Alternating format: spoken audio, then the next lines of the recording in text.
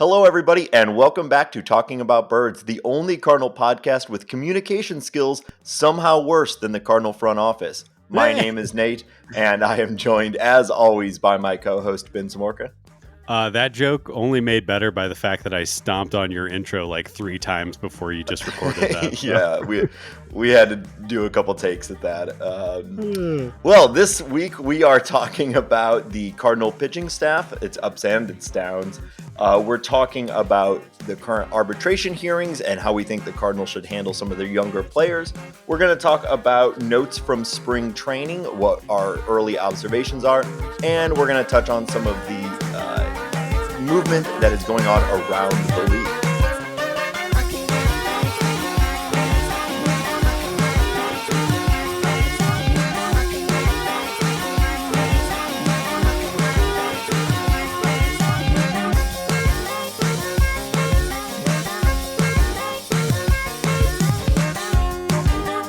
If you have an idea for the opening joke, reach out at talkaboutbirds on Twitter or email us at talkaboutbirds@gmail.com. Ben, before we get into our topics, I have something really pressing to talk to you about.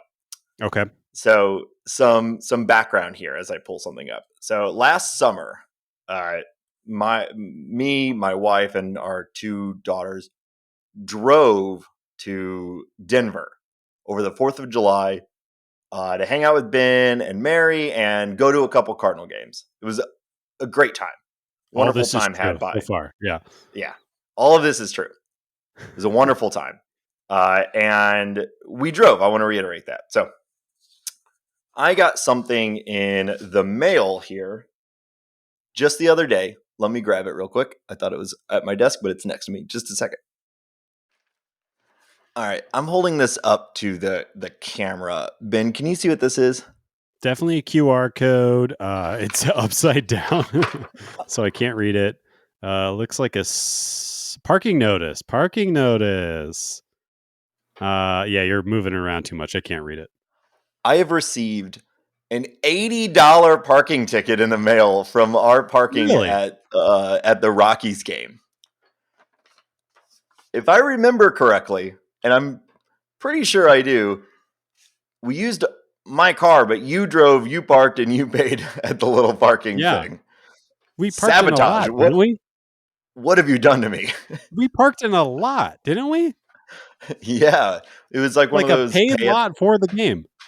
Yeah, with the console, that you go and you pay. Yeah, I call bullshit. I think we need to take this to the courts. I mean, one of 2 options. Either I'm taking this to the courts or I'm taking it to the streets. I'm protesting this shit, or I'm just never going back to Colorado. I propose we burn down. I know the parking lot because I park in the same parking lot every Rockies game I go to. I say we burn down the parking lot. Well, there's really only a vestibule, but let's burn down the vestibule. Burn down Violence the vestibule. Is the answer. That's insane. 8 months later, I get a parking ticket in the mail. Well, so what's that photo from? That makes no sense. There was a photo of your car on? Huh? Yeah. So I've done zero research on this. I just wanted to yell at you on a podcast about it first. Is it possible that they saw you and they thought, this should be illegal? When I look at the fine print here, it just says, yeah, this guy should be illegal. Damn. Not welcome in Denver. Not this guy, yeah. Not welcome in Denver anymore. Huh. We think $80 is enough to dissuade him from ever showing up in Denver again. Well, then I congratulate the city of Denver. Good call. I am back on board. I hold you directly responsible for this ticket. Fair enough. Yeah, that was quite the shock. Yeah. Anyway, all right. So I'm just never coming to Denver again. I think that's what we've landed on here. That's fine. The Cardinals Rockies series is a weekday series this year, which I'm not happy about, but that's just the way it is. Yeah. Thanks a lot, man. Yeah, that one's on him. I don't know if we're gonna make it this summer to the games. I've been able to go out to Denver like 3 of the last 4 years. Obviously, didn't do it in 2020, but went to all or most of the Cardinal Rockies games for several of the recent years, and it's a ton of fun. I think we all have a lot of travel this year, so I'm not sure if we're going to be able to make it this year, but I definitely still want to. Well, I think it'd be a real home run if you could, Nate.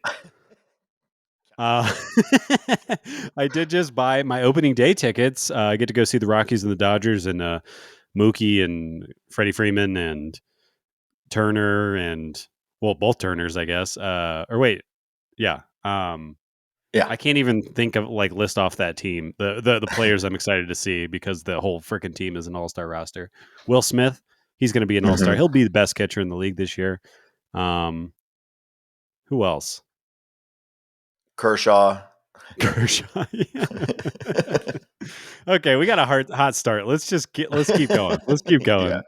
Well, speaking of pitching, let's talk about the Cardinals. So this spring, we are getting a chance to see some pitchers for the Cardinals that we haven't had a chance to see for quite a while, either because of injury or that they're just new to the team. I think first and most importantly, or at least the one that I think most of us are excited about, is Dakota Hudson. He's pitched already this spring, seems to be healthy. Pretty excited. What do you think about Hudson's return? Yeah, I mean, I don't think there's too much to go off already. We've only seen him throw like 2 innings. But the fact that his fastball was up in the mid 90s, I think, was good. I mean, he was healthy. He looks like he came out of the second inning well. I don't think there. What Max Scherzer was talking about the other day, like the only real point of your first couple of starts in spring training is to make sure that your arm doesn't fall off and you can throw strikes. Yeah. He did both of those things, and yeah, I think like it's fine to start the Dak Hud hype train for this season. I'm just trying out a new nickname, unless people are already using that. But no, I think a Cardinals fan should have every right to be, or it's very reasonable to be excited about this. He makes a lot of sense. He would be the kind of free agent pitcher that the Cardinals would want to go get. A guy that eats up innings, throws a really nice hard sinker. So yeah, I mean, hell yeah, let's go. Yeah, I mean, in a way, it's kind of like they did go out and acquire a big pitcher by. No, I hate that. No, no, they didn't. He was here. He was just injured. I said that just to make you mad. I know. Yeah, I guess I'm just going to list off the rest of the pitchers because all of the same caveats kind of apply. Incredibly small sample size, but it's good to see them pitch. So we saw Michaelis is back pitching. Feels like there's a lot of weight on him and Dakota Hudson going into the early season. And then our new arrival of Verhagen looked pretty good. And then kind of, at least out of nowhere to me, was Aaron Brooks. He looked really good. Literally never heard of the guy. Did not. I never read his name. It never came across my face until he pitched and looked great. And I think Cardinals Twitter has a new boyfriend. Yeah. But yeah, that was exciting.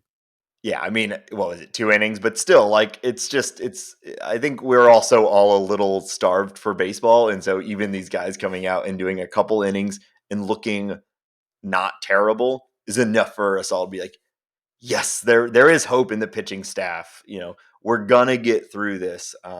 Another guy I want to talk about briefly that I'm excited about to see more of is Jake Woodford. Kind of not talked a lot about this offseason, but I think could have a big impact on the pitching staff this year. So all in all, it's just nice to see some of these guys back on the team or get to pitch for the first time for the team. Yeah, we saw Oviedo throw a couple innings as well. And I think we're going to talk about some of the pitching injuries here soon, but I think while we all agree, I think most of us agree that the Cardinals could still go get another name, or should go get another name, like one of the guys from Oakland, or Yeah. anybody really, somebody with major. I was even arguing that they should get Zach Davies, like somebody who can throw major league innings is what this team needs. Especially, hopefully the offense stays together and the defense is obviously going to be there. So innings are very important for this team. All that to be said, I think between who we have, Dak, Matz, Michaelis, whatever, I can't say that guy's name, Verhagen and Brooks, if one of those guys can stay healthy and be productive, that's a huge help for the year. Or not one of those guys. We need more than one of those guys. But it's fun to dream on this early in spring. Obviously, we'll see how that all shakes out. And Mo has already said that the fifth spot is going to be a competition. So these guys are all throwing, or sorry, Verhagen, Brooks, and Oviedo and Liberatore are all throwing innings right now that matter as far as the Cardinal season is concerned. So gives us something to watch and to dream on a little bit, right? I'm feeling Yeah, positive. I think that's the positive spin on it. We like to be positive here. This is what's more exciting than a battle for a rotation spot in spring training, right? Cardinals fans should be used to this also. So Yeah, yeah. So let's get to, I don't want to spend too much time on this, but why is there a battle for a rotation spot? Well, we learned a lot from a lot of different sources. Um, some news about Jack Flaherty. Essentially, he showed up to camp with inflammation. Well, at least here's my understanding of the situation. He showed up to camp with inflammation in his throwing side shoulder. Went and got an MRI. The inflammation revealed a partial tear, what's called a slap tear.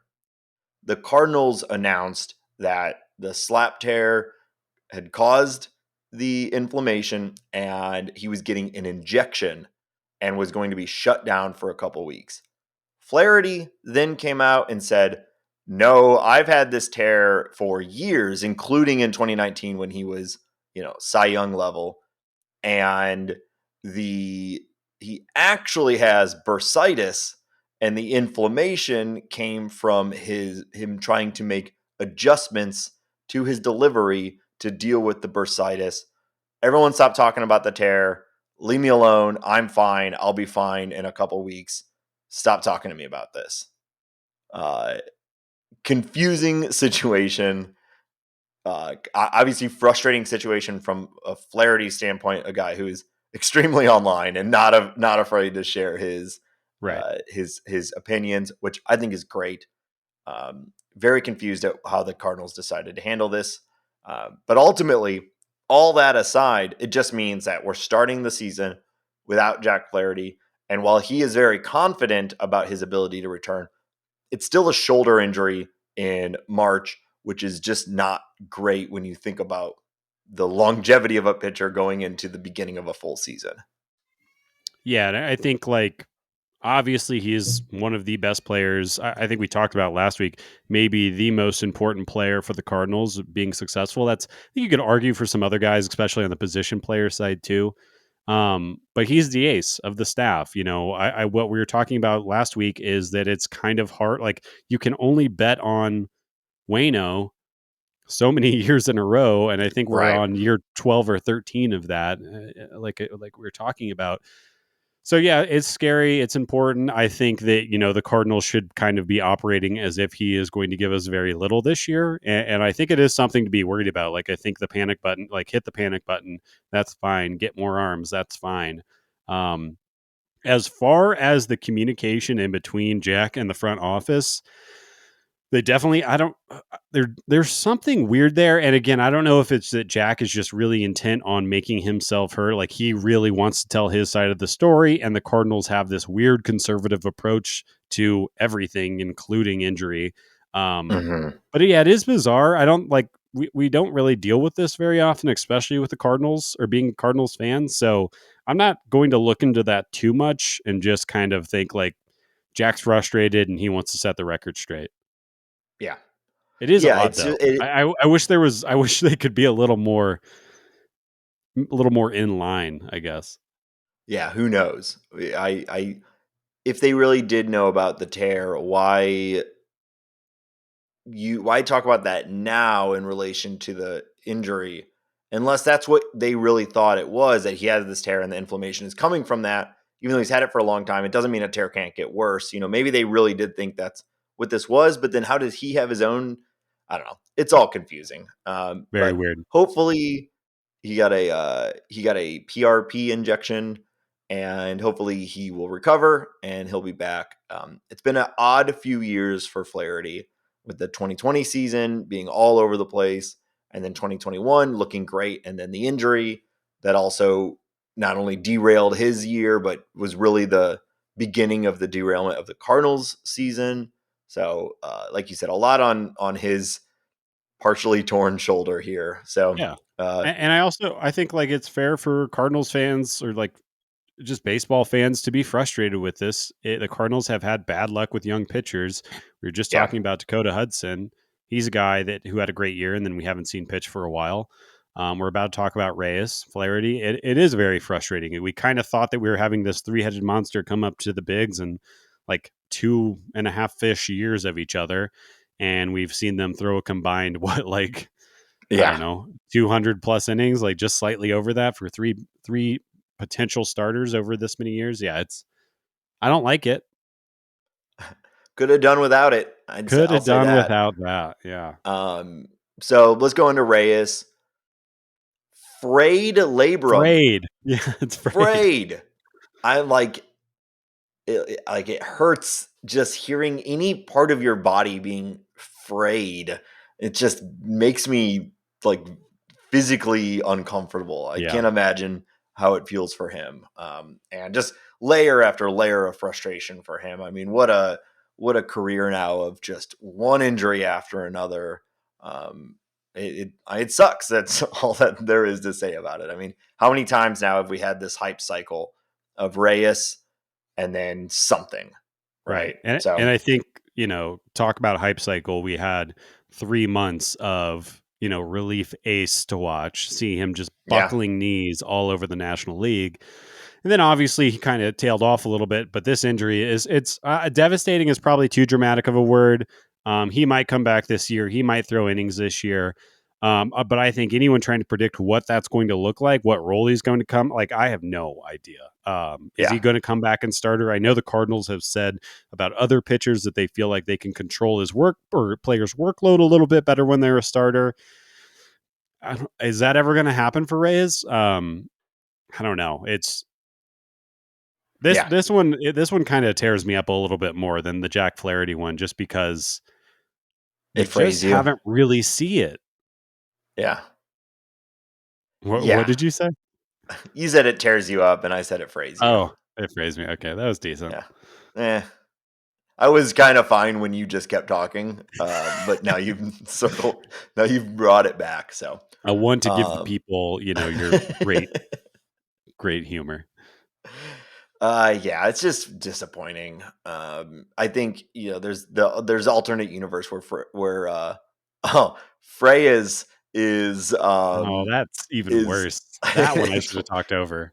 yeah, is competing for that fifth roster spot or that rotation spot, and we're all very, very excited. But Yeah. instead, um, Nope. back on the IL.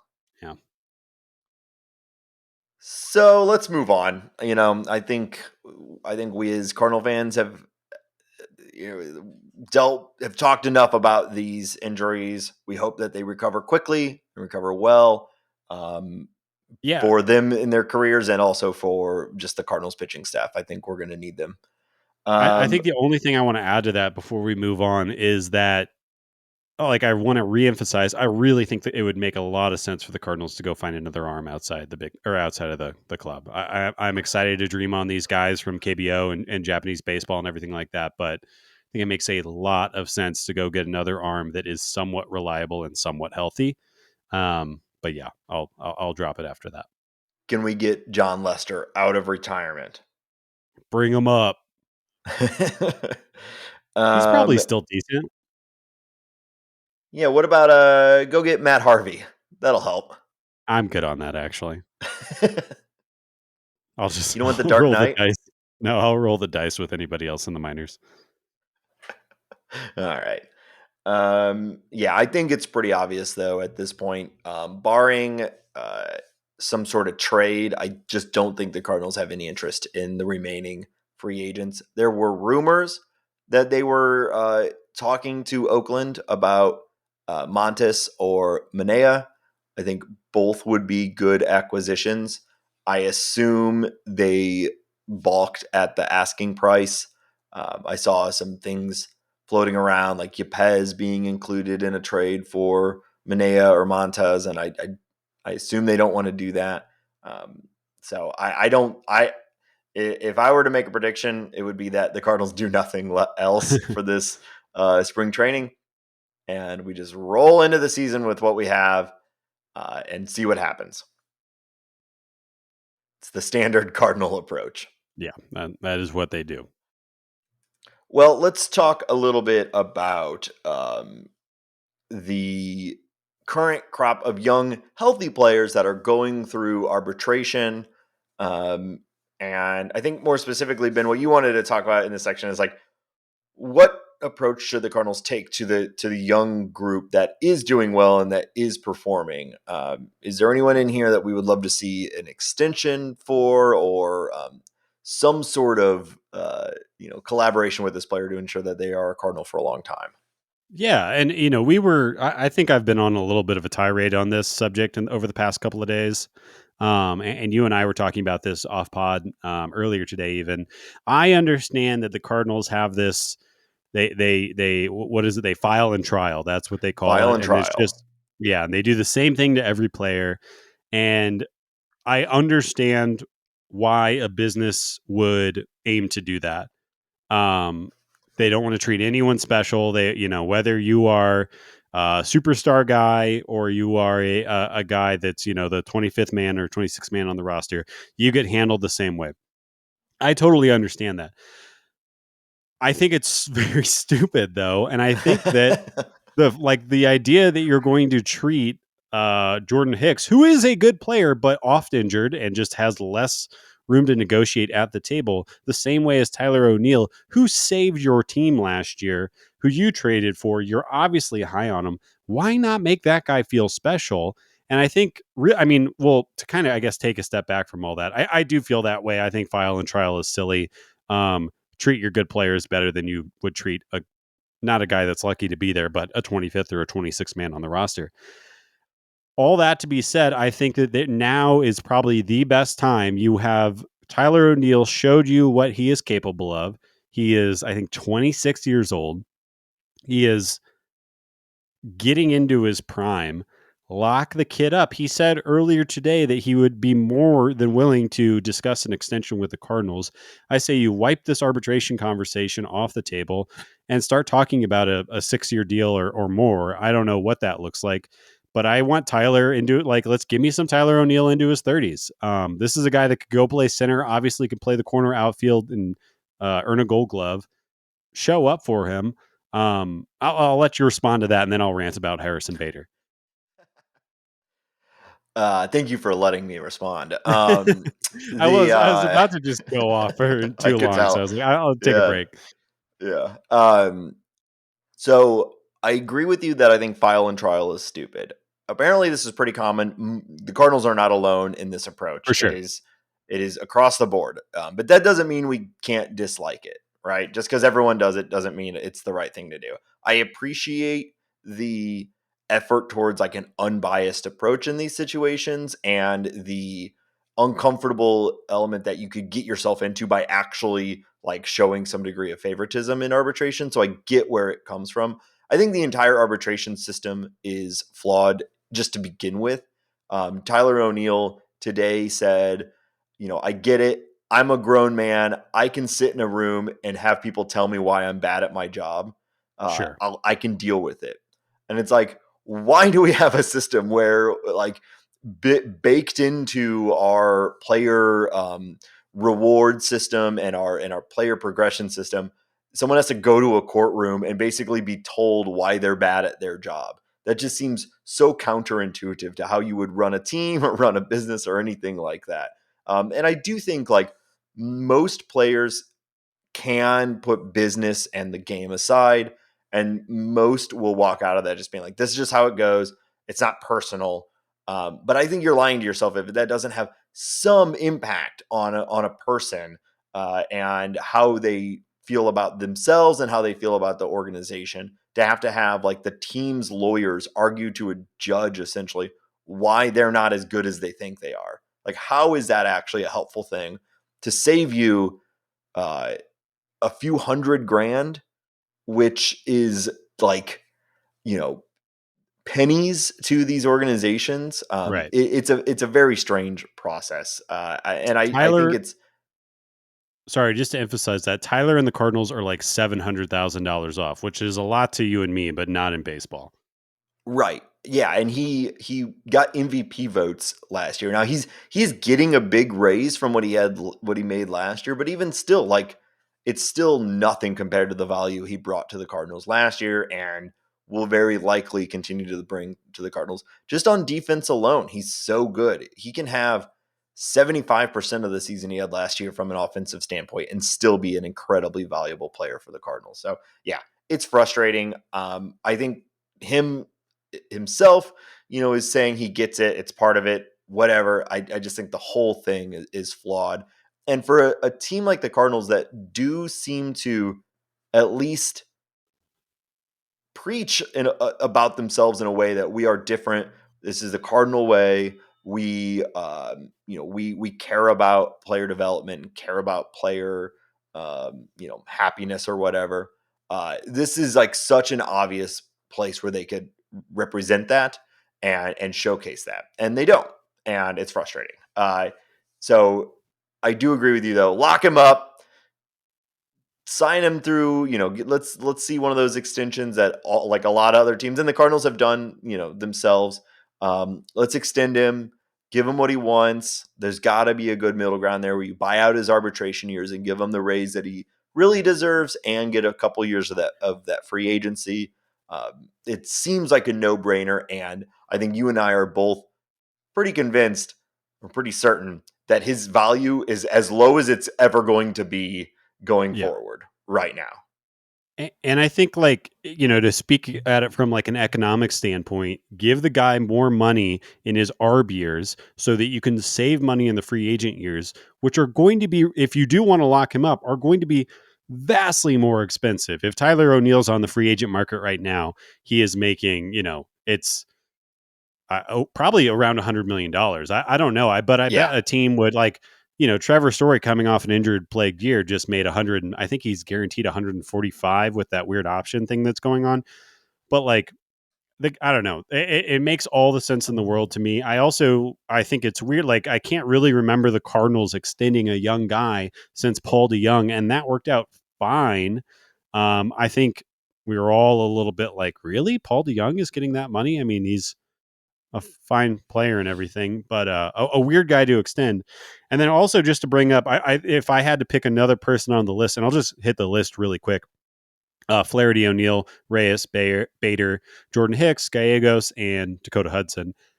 Bader would be the other person that I would kind of tag as an extension candidate for a bunch of reasons. But I mean, Gold Glove center fielder, we've kind of found, or I think that we learned, especially from last year, even if he has injury issues and everything like that, he is his floor is a like a 3-WAR player and possibly the one of it. Well, actually, Byron Buxton is a better center fielder than him, but a top 3 center fielder in the league.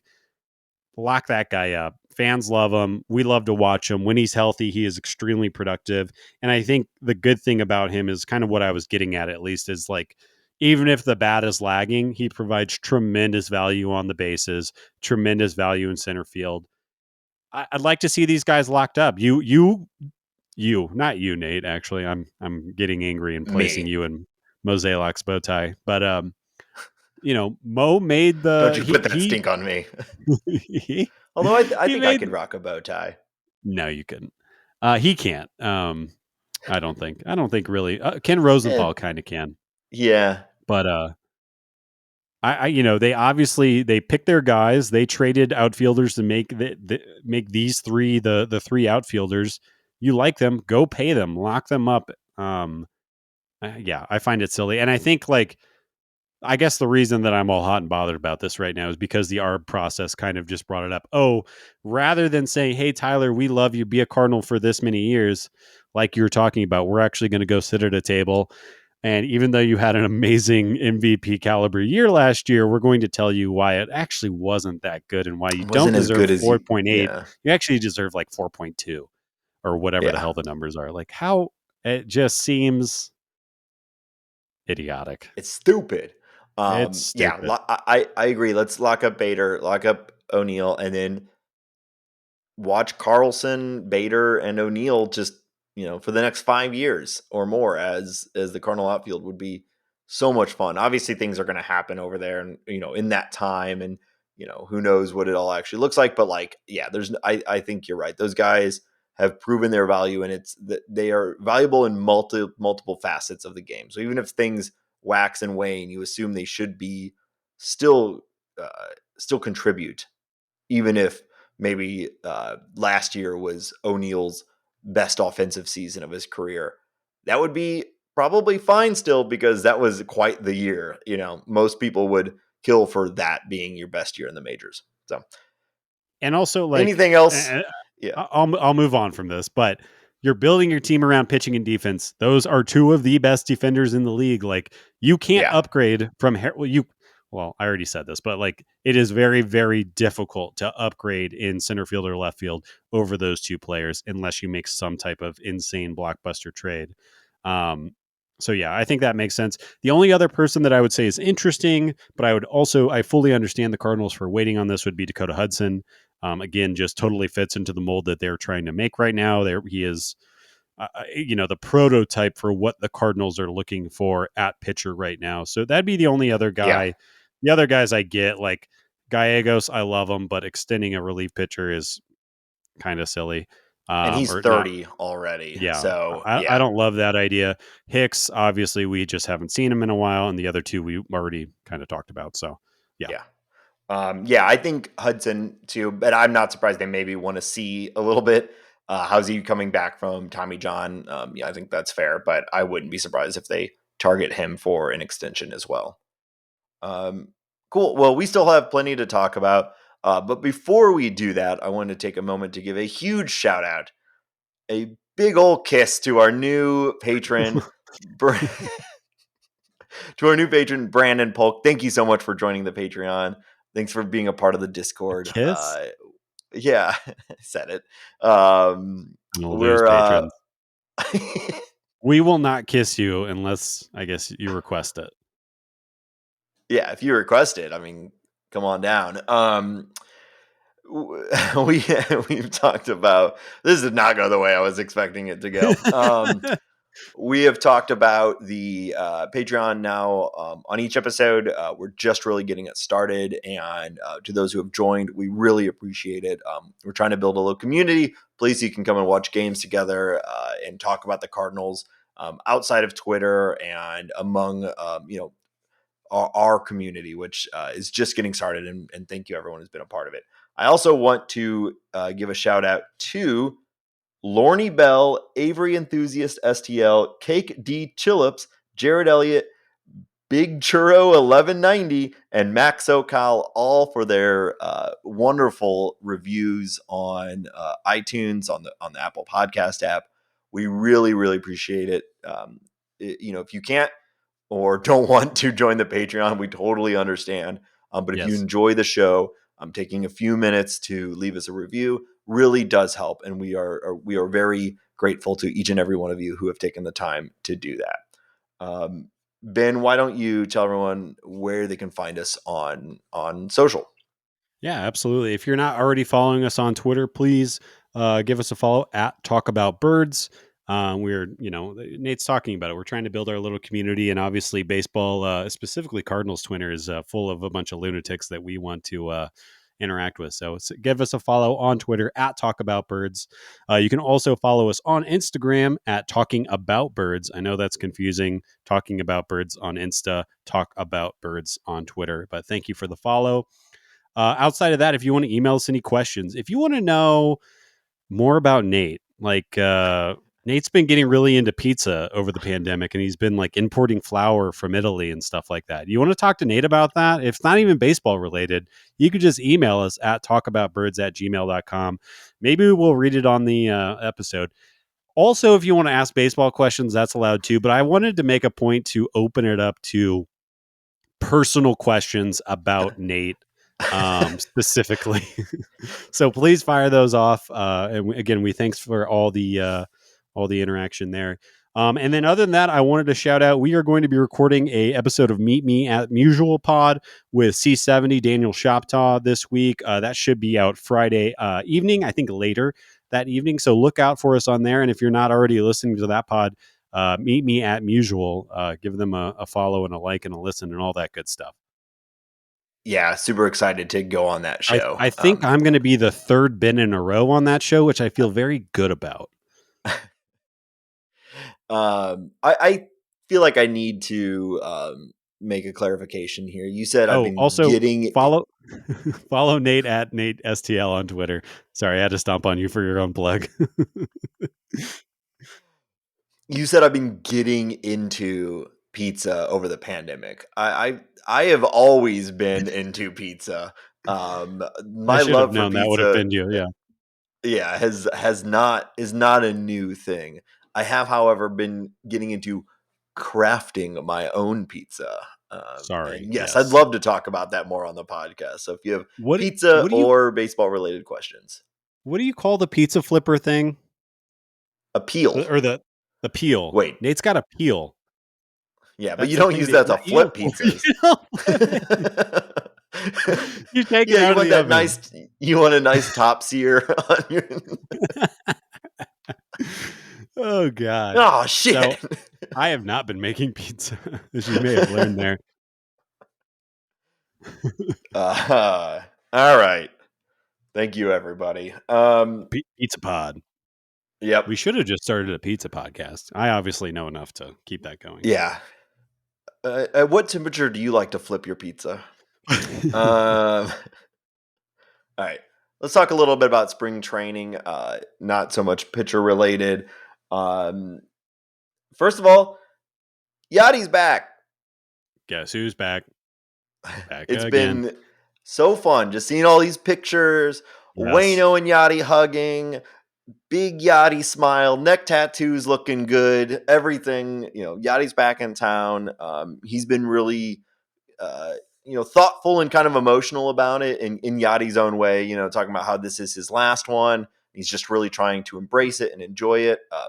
It's fun to see him there. And, I saw another tweet that like Waino and one of his daughters were running around telling everyone, YADI's here, YADI's here. It's adorable. And like, I really, I think we would be lucky to have anything like this degree of like blend of like emotion and just like cuteness about a guy just showing up at spring training. Yeah. It's been really like heartwarming and really cute. I don't know I have a better word than that. Like everyone is taking a very cute approach to covering it, and that's just so unlike I think what we normally get in baseball and baseball coverage. I've really been enjoying it. Yeah, I think that this is going to be like, for people especially that are in our general age range, like we have been watching Yadier Molina play for the Cardinals for maybe a majority of our Cardinals fandom. I think that this is going to be an emotional year. I felt a little, I don't know if emotional is the right word or not, but I felt those feelings just seeing him walk in, seeing him hug Waino. He is, I think anyone who's a baseball fan like we feel really connected to this team. We feel really connected to the players that have been around that long. It makes me think of when, and this wasn't even nearly as long, obviously, but when Holiday was kind of having his final moments as a Cardinal and hitting some of those really extra, those special hits that he had towards the end. He had that injury that kind of robbed him of really what should have been the end of his Cardinal career, but was able to come back as a pinch hitter and feeling the emotions that kind of came over there. You feel like these people, whether you do or you don't. And I think that watching Yadi come in and everything happen and knowing that it's him and Waino's last year, well, maybe not Waino's last year, but definitely Yadi's last year. I think it's hitting me in the feels, and I'm sure we're going to have a lot of moments like that. I hope that especially like the Central Division teams send him off in a good way. If you remember, like when Jeter was doing his retirement thing there, I think it was Mariano Rivera. They made him like a bat rocking chair and stuff like that. I hope we get a lot of those moments this year, but it was really, really great to see our boy Yadi. I was thinking the same thing. First of all, I don't think this will be Wayno's last year, barring major injury or just complete inefficiency. I think Wayno's going to pitch till he's like 45 at this If point. he throws up a 3.5, he's coming back next He's year, gonna come back. guaranteed. Yeah, Yeah. yeah. He's a new pitcher, and we've really only seen like 1 year of this new Wayno. So I think he may be back for years. But yeah, I really hope that we see some of those theatrics and ceremonies that other teams did for Rivera. It's not super common, but also like there's not a lot of guys like YADI going around. I think we might see stuff like that for like when Cabrera retires. Depending on what Pujols actually does as far as retirement goes, I could see teams doing it like that for him. But his whole career's been kind of strange with like the split between the two leagues, and anyway. So I'm really hopeful. Like I'd love to see someone give Yachty like a chair made out of, I don't know, second base bags or something like that. There's I think something. like a hammock out of catcher's gloves would be good. Somebody That'd get be on that. I think the very Brewers should. uncomfortable, but that'd be tight. It'd be good. Or like oh, I don't know. How do you like depict him throwing out runners and something like that? Like Yeah, that's second base I don't know. bags, like I don't yeah, Yeah, I don't thrown. know. Okay. We'll keep if you have Uh, any ideas for what yeah, team should tweet make us at tweet at us. um, there is a new addition to the team that we haven't talked about yet. Cardinals This signed Corey Dickerson. this happened basically as soon as we put the episode out, Yeah, which is annoying. But yeah, what do you think about Corey Dickerson?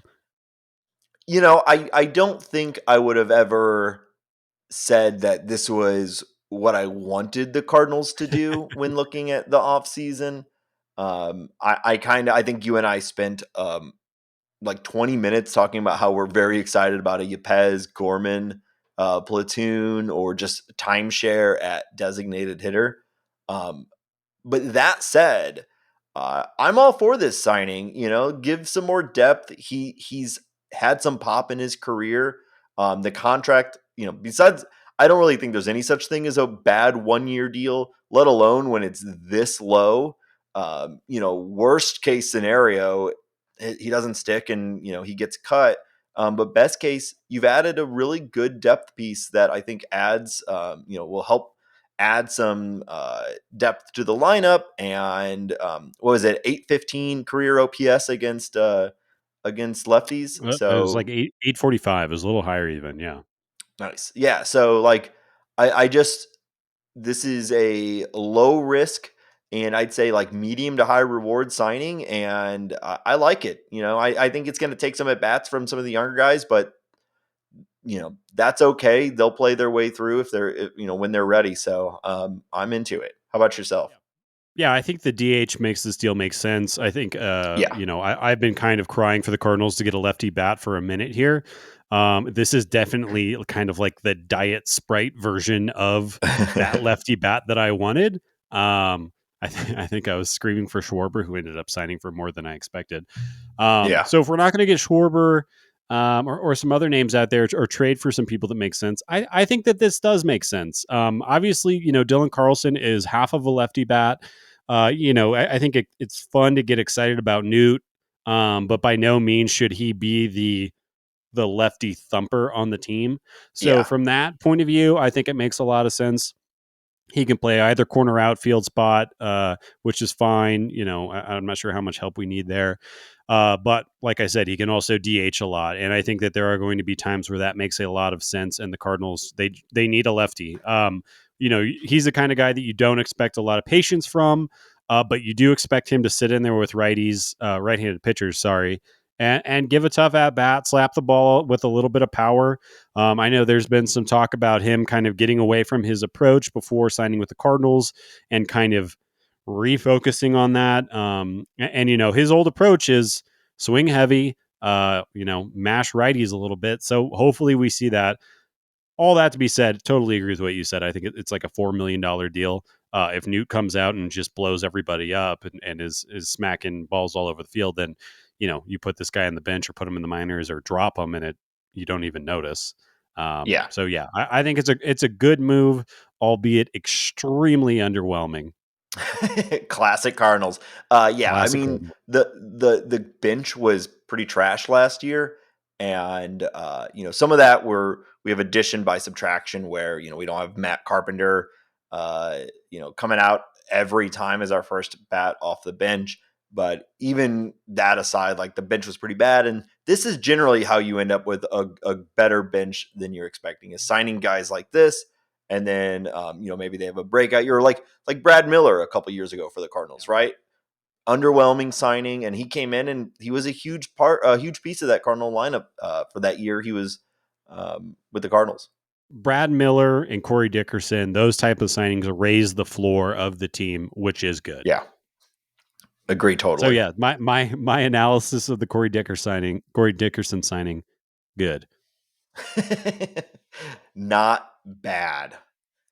So that's just a little bit of the news and sort of fun stuff that's coming out of spring training. I'll just say I've just loved having baseball on again. A lot of these games are broadcast, and just having it on again has been so much fun.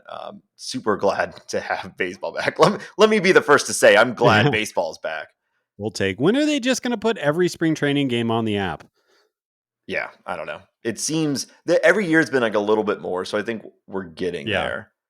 Um, Yeah. I was listening to the game a little bit before we started recording today, and I don't think Ricky Horton is very good.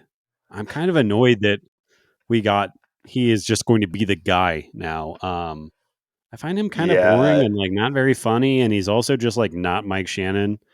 So whatever. he has a lot of like John Madden in him where he just says Yes. like really obvious statements that like I think he thinks are very astute observations, but he's just kind of explaining how baseball work. But I don't know. I mean, he is I do appreciate the sort of joy that he brings to his broadcasting style. He's always happy and he's always excited to be there, which was kind of the opposite of where Mike Shannon was by the end of his career. I love Mike Shannon, and he's like the voice. He will forever be the voice of the Cardinals for me. But the last few years have been kind of difficult to listen to him Sure. at times. So it's gonna be a while before I think we're like back to some degree of comfort with the radio broadcast. But anyway, let's talk Yeah. about there's some broader news around the league.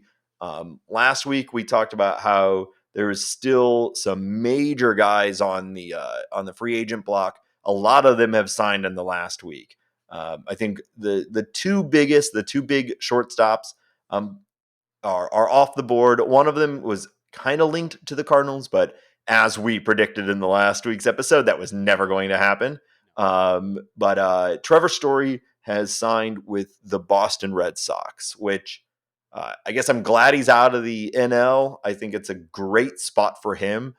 Apparently, he had similar offers from the Rockies themselves. They made him a very competitive offer if they were willing to match or even beat what the Red Sox offered. But he made the, I think, pretty obvious choice to everyone that he wanted to play on a team that was more likely to win. And so he chose the Red Sox. Yeah, I How think does that make you as a Rockies fan feel, Ben? I'm wearing my Rockies spring training hat right now while we're recording this. It's I if anyone pays attention to the Rockies, they know that they're unpredictably bad. Their badness kind of reveals itself in new and exciting ways almost every year.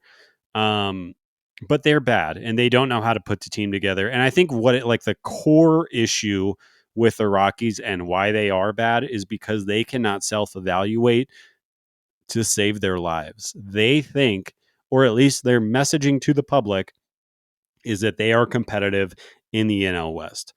Anybody looking at those teams knows that that is not true, especially with how top heavy they are. I mean, the Padres fell off hard last year. Um, so I think that kind of like made this.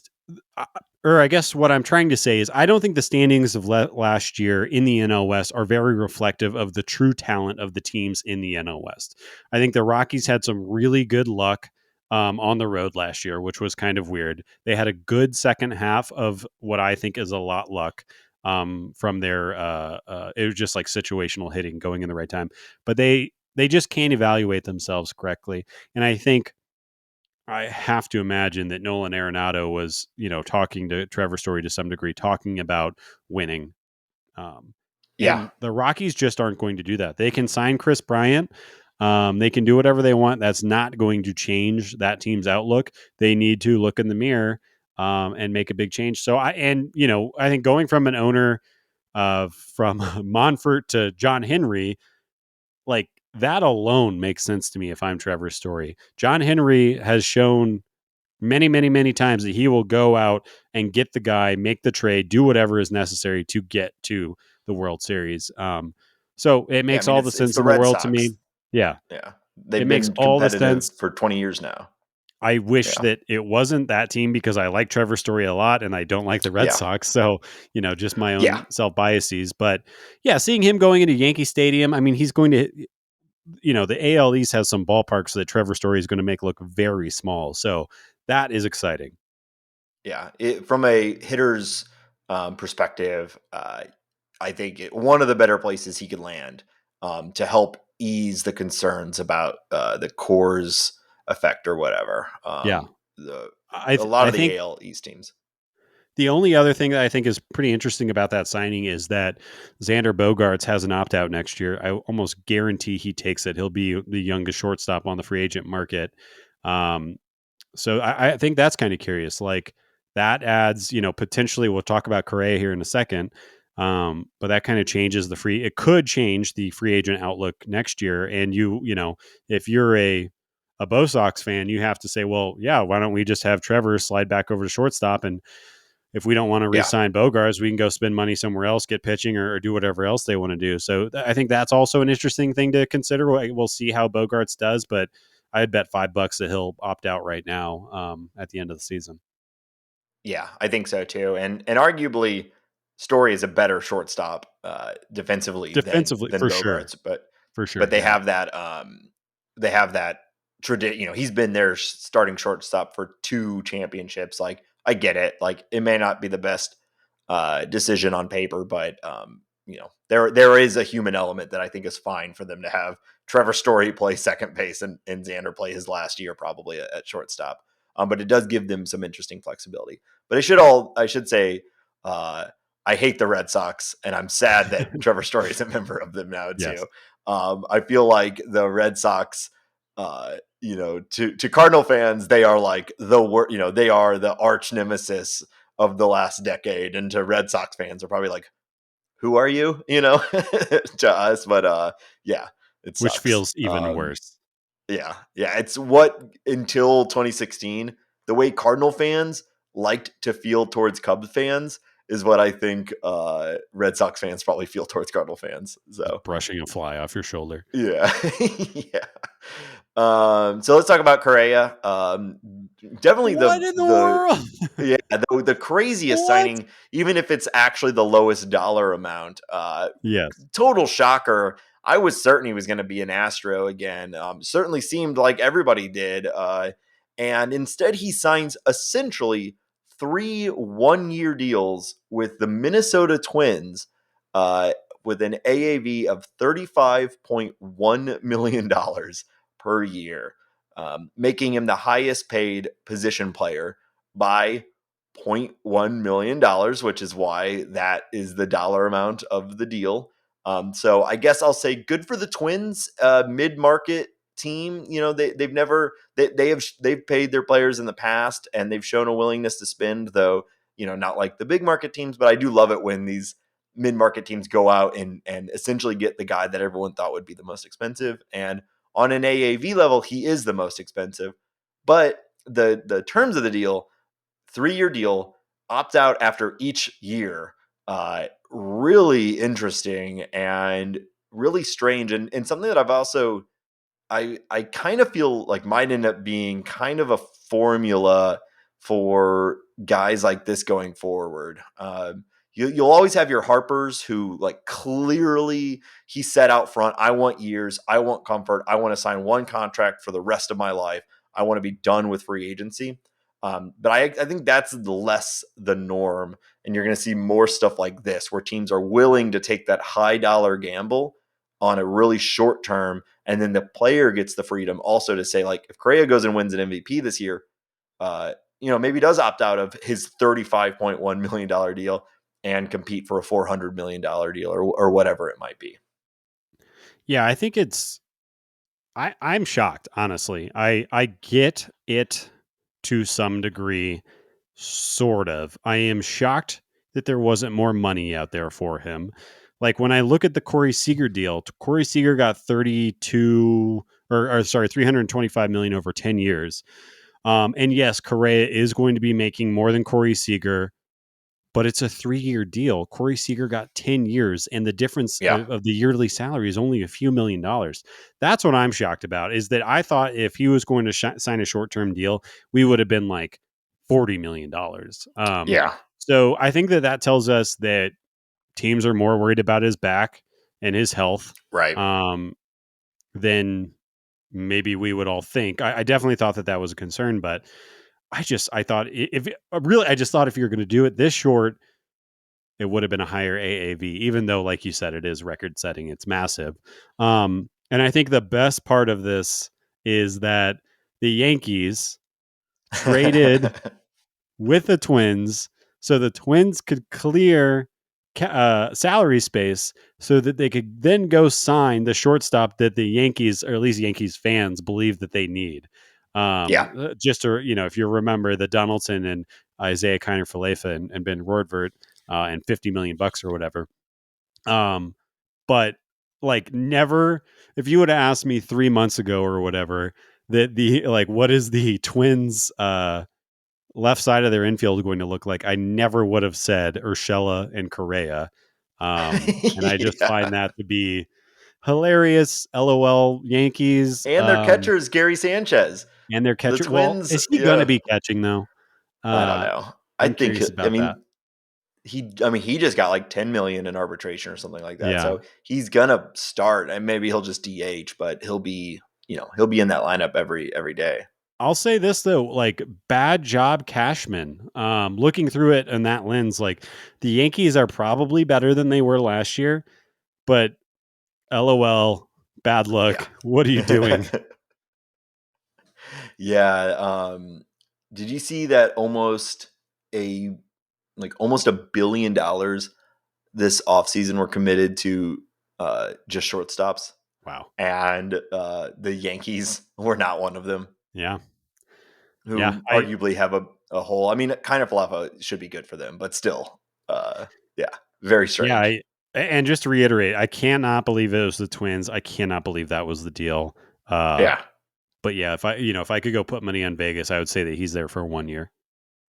And it happened at like 2 a.m. or something too. I don't know. We all just kind of woke up to it being announced, which is kind of fun, just from a news breaking side. Bonkers. I think the other two big ones, less surprising, or like nothing will really probably ever be as surprising as the Correa to Twins deal, but still pretty surprising. The Phillies signed Nick Castellanos and Kyle Schwarber to very lucrative deals for those two players. Yeah, chicks dig the long ball. Defense is stupid. Mash. The Phillies are going to be really fun to watch this year in like a good, bad way. Yeah. I think you said this, but they're like the opposite of the Cardinals.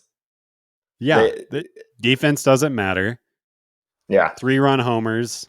I will say, like, in between Schwarber, Castellanos, and Hoskins and Bohm, like, there should be an award for like the anti-gold glove, because they are just going to be there. As the Cardinals set the team record for gold gloves, call them brown. No, brown gloves is just what they are. They're leather. That's what they normally have. Yeah. Well, okay. Tweet at us. What would the opposite of the gold glove be called? I don't know. Like I kind of like brown gloves. Paper mache. No, there's something better in there. The Phillies were like, oh, the NL has a DH now. Let's get 4 of them. That'll work. That's all we need. Oh shit, we can only start one at a time. Well, we'll try to win games 9-7. Yeah. Dombrowski is, he's draining their resources and he'll leave in a couple of years and maybe they'll make a deep playoff run. That's kind of what he does, right? Yeah, yeah. We'll see if it plays out. I mean, I'm not looking forward to playing against them. That is a killer lineup. It is. But it's an approach. I feel like there's a reason why everyone always says pitching and defense win championships. I kind of hope that the Phillies prove that wrong, though, just because they're going to be a blast to watch. I mean, Harper's Yeah, Harper, and those other guys. yeah. It should be fun. I think he's Some great excited about it. personalities. I'm a very big Bryce Harper fan, Yeah, and I do like seeing the Phillies, continue to stack that lineup around him. yeah, absolutely. All right. Well, I think that's going to conclude all of our business for today. But we can't end this episode without something a little stupid. So I've been talking about a new game for a while, and really excited to try this one out with you. And uh-oh. Do you hear that? I do. Oh no. Oh my god. Oh god. The production value. Ben. Ben, look out behind you. No. Oh god, this is. That's right. Oh, I'm scared. Are we paying for these sound effects? Are these free? I don't know. I downloaded it. We are here now for me to present a new game to you. This is called Card Shark. Oh, okay. Thank you to Molly for help with the name. So I've got with me a pack of Topps 2022, the 2022 series Major League Baseball playing cards or trading cards, not playing cards, and unopened. It is a crisp pack. Yeah. Oh, we both said crisp. Yep. It's hard to get playing. I keep saying playing. It's hard to get cards right now. I went to 3 different places to try to find a pack of baseball cards, and everyone was sold out or didn't carry them. And I ultimately had to order them online. I know that like the pandemic has created this insane commodity market, but I really didn't anticipate how difficult it was going to be just to get a couple packs of baseball cards. So I don't know how often we're going to do this game, but I had the idea and I wanted to try it. So here's how this is going to work, Ben. I'm going to open up this pack and I'm going to name the player, and you have to tell me what team they're on and what position they play, and you're going to get a point for each. Easy. I'm willing to adjust this game if we keep going to make it harder, but this could be really easy. This could be really stupid. Well, it's going to be stupid no matter what, but I'm going to assume there's going to be some that'll stump you here. If you just ace all of them, then, maybe we tweak this a little bit and make it more challenging for you. But before we get started, could you read the, how the pack is defining itself before we get in here? Yeah, it's the Topps Baseball 2022 Series 1. Major League Baseball, 14 cards. Packs with a special insert may contain 7 to 12 cards. So maybe we'll get a special insert here. But no, I think this is just like the standard run of baseball cards right now. So all right, let's see. Bring it. Ooh, there's some good package opening on the mic right there. People love that. Some people will like that. All right. First player, Chris Flexen. Oh shit. Gonna be harder than you thought. Damn it. Chris Flexen, pitcher for the San Francisco Giants. You are close, but you get 1 point. He is a pitcher. He Yeah. is a starter for the Seattle Mariners. Damn it. I feel like I should have known Wow. that. That was all right. That's what I get for talking shit. Yep. All right. Alex Bregman. Third base, Houston Astros. Very good. All right. Yay. This one's going to be really hard for you. Okay. Vladimir Guerrero Jr. Let's go, Vladdy. Is he first base, DH, third base, Toronto Blue Jays? I don't know what his position actually is. Yeah, they have him as first base DH for the Blue Jays. Did you see Vladdy lost like 20 pounds in a month over the. Yeah, I don't why know. he felt any need to change anything Yeah. is remarkable. What did he say? He said last year was the trailer, this year is the movie. Oh, yeah. What Blue a Jays are baller so statement. stacked this year. Yeah, yeah. I love Vladdy. Back in the day, we used to do a talking about bird segment where we would just talk about the different bird teams. So once this comes, once the season starts and we have more to talk about, maybe we'll bring back the talking about birds. Garrett Hampson. He's one of my own, Colorado Rockies, center field, second base. You got it. I like that you're getting both the positions because they do have two of them listed on here. So you got I've watched everything him be on that. mediocre for years at this point. Yan Gomes.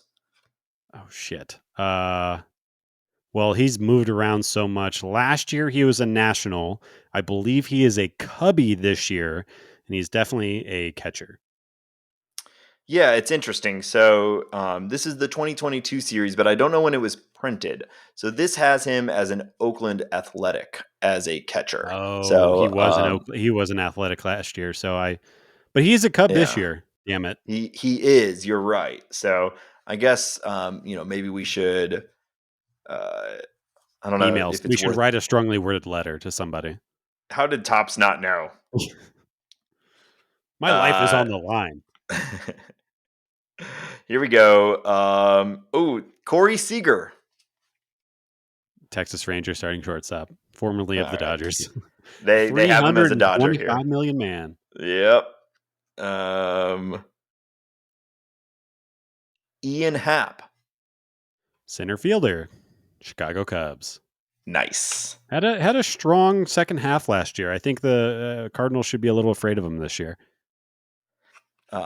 Yeah, I do dynasty baseball stuff, so I've had Ian Happ in a league for a while, and I'm generally a believer of. No one him. cares about your fantasy team, Nate. That's fair. I almost didn't say it. Brian Anderson. Brian Anderson. Oh, Brian Anderson. Oh, wait. Third baseman. It's Marlins, right? Third baseman for the Marlins, but he also kind of plays first base and kind of plays outfield. Yep. Third base for the Marlins. Okay. Very good. He's too generic of a name. That one's. I know. That's I need to get a pack and just say, like, don't give me any stars. There's a bunch of strange cards in here. Okay. Rafael Devers. Third baseman, Boston Red Sox. Nice. I like him. I do too.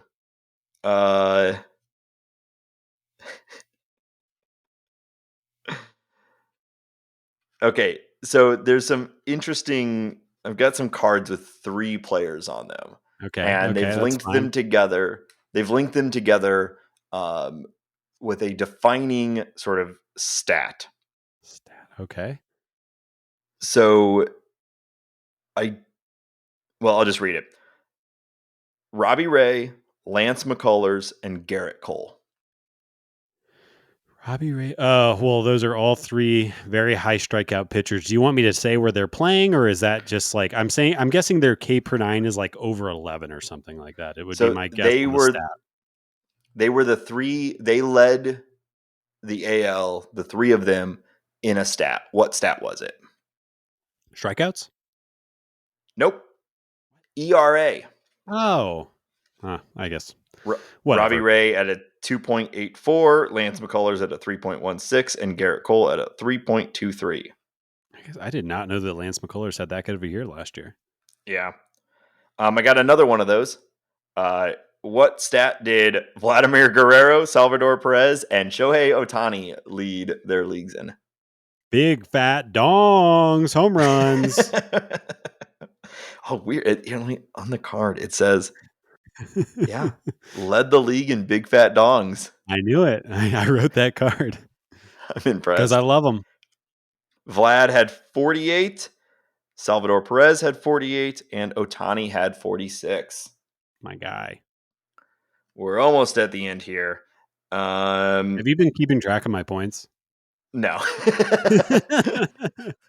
You got 1 point wrong, though, basically. So, and also I wasn't expecting these triple things either. So the whole game is stupid. But that shark joke was funny, though. All right. Here's one. This is just a player. Keegan Aiken. Keegan Aiken. Well, I'll admit I don't know who that is. Let me think though. Keegan Aiken. I'm going to guess. Oh man. This is just a total shot in the dark. I'm going to guess that he is a. Let's go with the Giants again. I think he's a San Francisco Giant, and I think he's a utility infielder. He is a pitcher for the Baltimore Orioles. That's why I've never heard of him. Yeah, I also would not have gotten that one. I've got one last card here for you. He's a major league player? Yes. I'm bereffing him right now. Keegan Aiken. It's a good name. One last card here for you. Name. Okay. This is another one of those. The three of these guys led the league in a stat. You need to tell me what stat it is. Justin Turner, Juan Soto, and Bryce Harper. Justin Turner, Juan Soto, and Bryce Harper. Two of those things is not like the other. Younger lefty monsters, and then Justin Turner. My guess, Turner's got a pretty good eye, and those other two guys have an elite eye. I'm going to guess, it's on base percentage, OBP? No, it is batting average. Really? So, Trey, oh my God. Hold on. I screwed up. I said Justin Turner. I meant Trey Turner. Oh. It's a small thing, and he has a Dodgers hat on, and I just thought of. Goodness. So I'll give you a pass on that one. Trey Turner led the league, and I'm shocked by that. I wouldn't have gotten that either. I didn't know that he had that or that high of an average last year. Okay. Yeah, Trey Turner hit 328. Juan Soto hit 313, and Bryce Harper hit 309. Well, there you go. I did not know that. This might have been more fun if I had said, tell me the top three leaders in batting average last year or something like that. And then maybe you could make the game better next time. The shark joke was funny, though. It was good. It was good. I also won most of it, so I liked that part of it. Yeah. I didn't win all of it. Yeah, you didn't get Keegan Aiken. You didn't get any part of Keegan Aiken. No, I'm okay with that. And you got that Chris Flexen is a pitcher. You did not know who he played for. All of the rest of them were pretty easy, though. They were. So I got another pack of cards.